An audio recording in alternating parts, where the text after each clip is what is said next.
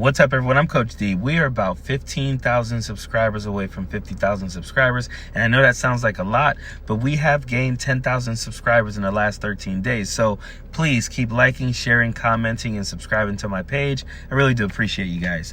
So one thing we're going to have to get over with the Republicans is the gloating. That's just going to happen. You know, as a track coach, I always tell my athletes, no matter how hard the race was for you, you never let your opponent see you hurt. And I know this is hard for people, and I know when you're actually going through some things and you're really hurting, it's hard for you to put on a good face. But you're going to be able to handle the gloating and bragging and boasting from Republicans a lot better if you don't show them that it is hurting you. And I say this because we have to, at some point, pick ourselves back up and get back in this fight, because as I've said in many of my videos, we have now 2026 to look forward to take back the House and the Senate, and that will get us on the road to taking back the White House in 2028.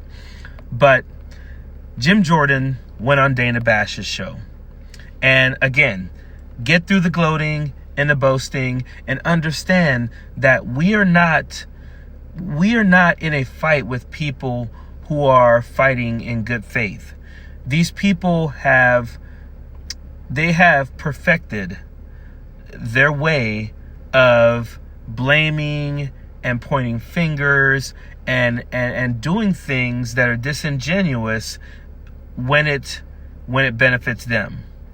She questions him on, hey, in 2020 you guys said the election was stolen. Suddenly in 2024 elections are free and fair. Why is that? And he basically admits, yeah, this election was free and fair. 2020 wasn't, but this one, yeah, we're good with it, basically because Donald Trump won. Voting fraud this time. It seems to me that Republicans claim voting fraud and election integrity when you lose and not when you win.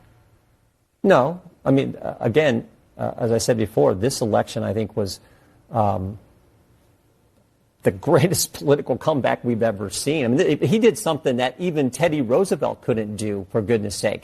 And the country... But you think it was a free and fair election? No. This election, you just interviewed the Latino, restaurant owner, or a restaurant worker, and he said he was tired of all the woke stuff. So he started out by avoiding the question, but then he could not contain himself. He had to show how elated he was that Donald Trump did something not even Theodore Roosevelt could have done. And then, of course, he said he talked to someone and they were tired of all the woke stuff. Because, yes, no one cares about racial injustice. No one cares about homophobia. No one cares about misogyny. They just care about lowering their gas and grocery prices. Right. Those are policies. That's what this election was about. That's totally fair. But last time around, it wasn't so much about the policy differences or the personality differences. There were false claims about election fraud when Donald Trump lost. This time, Donald Trump won, and you think the election was free and fair. Do you see there's a little bit of a... No, I think the Democrats got to ask, why did we go from getting 81 million to getting 70 million? What happened to those 10 million people? Maybe they needed. Maybe it's not smart to run an election where you have no vision, no record to run on. Do you believe that the 2024 election was free and fair? I do. And that is all you need to know about the bullshit they were spewing about the 2020 election being stolen. It wasn't. They lied. These people are disingenuous. They do not fight fair. I'm not saying we need to get as dirty as them, but what I am saying is that we need to know our opponent and come to the fight more equipped to fight with that opponent. They were already starting to question the 2024 election results. We saw Donald Trump question them. We saw other Republicans question them. But because Donald Trump won, all of a sudden, the elections were free and fair. These people are full of it.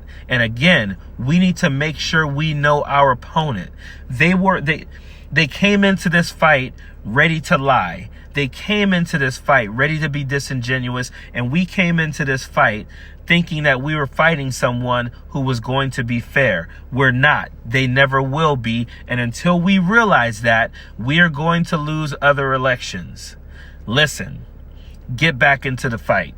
Pull yourselves up. We have 2026 to worry about. We have 2028 to worry about. And if we don't do that, if we happen to lose 2026 and that leads us to losing 2028, it will be a long time before we see liberal or progressive policies happening in this country. That Supreme Court will change. And once that happens, we're looking at decades of damage. Again, we got to pull ourselves up. We cannot let them see us down for too long. We got to be tougher than this, and we got to get ready. Period. Don't want no enemies or ops. Envy in their heart, I tell them stop. Vacation on the yacht.